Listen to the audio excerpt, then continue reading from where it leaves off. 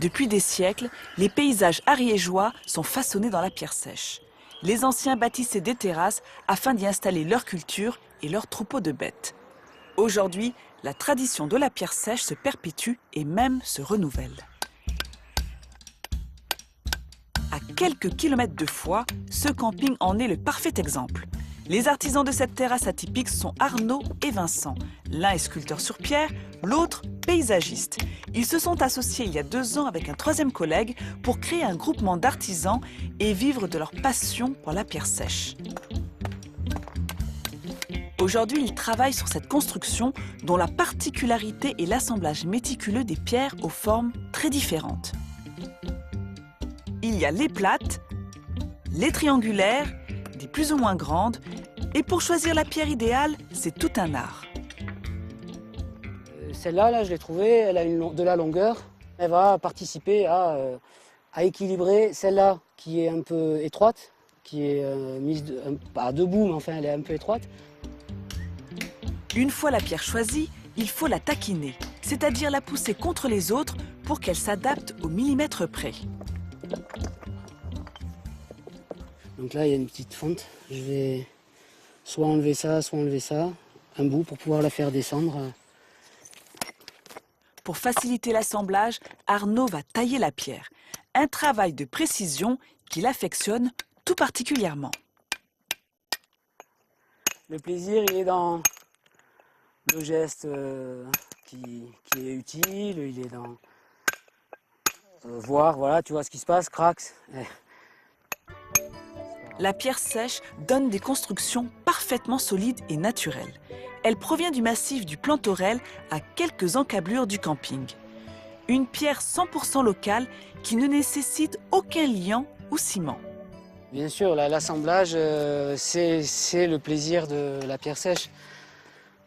Et le fait de travailler avec une matière où il n'y a que cette matière-là et pas d'autres matières qui sont un peu artificielles. Là, on n'a que de la pierre. La pierre sèche est également utilisée pour rénover les villages ariégeois.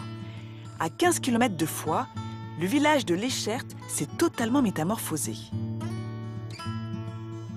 L'initiateur de cette transformation n'est autre que son maire, Olivier, amoureux de la pierre sèche. Quand je me balade dans mon village et que je suis près d'un de ces murs, je suis fier. Fier d'avoir pu renouer avec les traditions d'antan. Ce mur, il est magnifique, mais surtout parce que il y a tout un savoir-faire qui se perd et on a la chance, mais vraiment l'énorme chance d'avoir des gens qui maîtrisent ce savoir-faire. Ce savoir-faire, il le doit au groupement d'artisans en pierre sèche qui a rénové le camping. Et parmi eux, on retrouve Vincent qui habite ce village. Salut Vincent. En quelques mois, avec son groupement d'artisans, il a changé l'image de l'Écherte. On est parti de loin. Tu te rends compte? Oh mon Dieu, regarde-moi ça. Tu te rends compte? Avant la rénovation, ce quartier, c'était ça, une ruine. Aujourd'hui, murs, bancs et escaliers ont entièrement été rebâtis avec de la pierre sèche. Vincent, l'artisan, l'enfant du pays, est fier d'avoir pu donner à son village son aspect d'antan.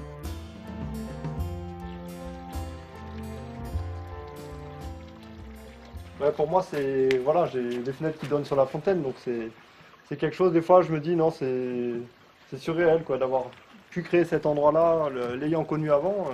Il y a vraiment une métamorphose et là, on dit que c'est quelque chose maintenant qui a besoin de vivre quoi, de se patiner. Et... Cette pierre-là, elle est unique. Unique. Celle-ci, elle est unique. Jamais on verra une pierre similaire ailleurs. Elle a été faite pour se l'avoir. Donc voilà, c'est pas n'importe quel ouvrage. C'est un ouvrage qui est spécifique et qui a voilà, sa signature. Cette signature, ouais, là, franchement, oui, t'as de quoi être fier. Ouais, c'est très émouvant ouais, de voir tout ça maintenant qui est là en plus pour des décennies. Quoi. Une fontaine qui a de longs jours devant elle. Et des bancs en pierre qui verront s'asseoir plusieurs générations pour profiter encore plus de ce panorama spectaculaire.